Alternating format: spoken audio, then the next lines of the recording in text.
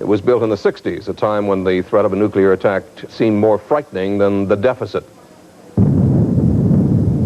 If the unthinkable ever happened in Ottawa, this is where Canada's political and military leaders wanted to be. The hills outside the capital. Actually, under the hills.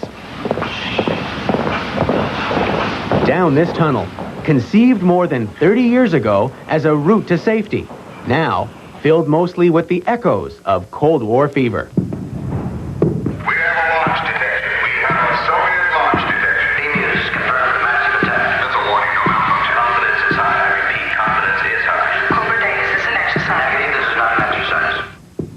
You're about to enter a nuclear bomb shelter, affectionately called the Diefenbunker, built in the early 1960s and nicknamed after John Diefenbunker, the Prime Minister of the day.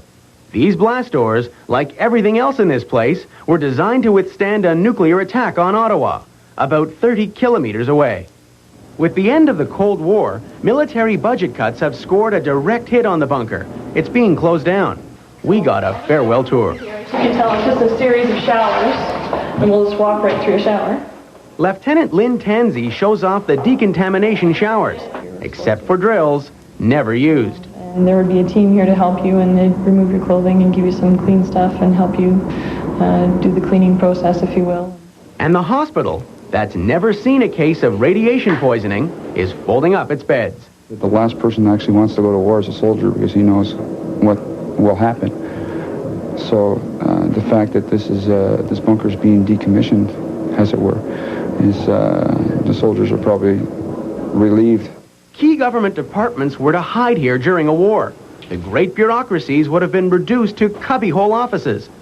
This is the Federal Warning Center, where they tally up the casualties. There would have been 400,000 dead in Vancouver and 200,000 injured. But Warrant Officer Simon Daig has likely run his last exercise.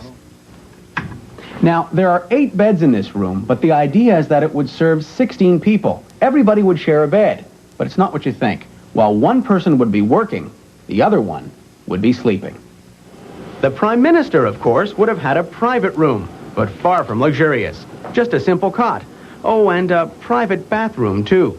And what does the station commander think might eventually happen to this place? Bed and breakfast, museum, storage, you name it. Well, Diefen breakfast or not, the bunker certainly seems like a Cold War time capsule, ready-made. And that's Canada Tonight. I'm Tony Parsons. Good night.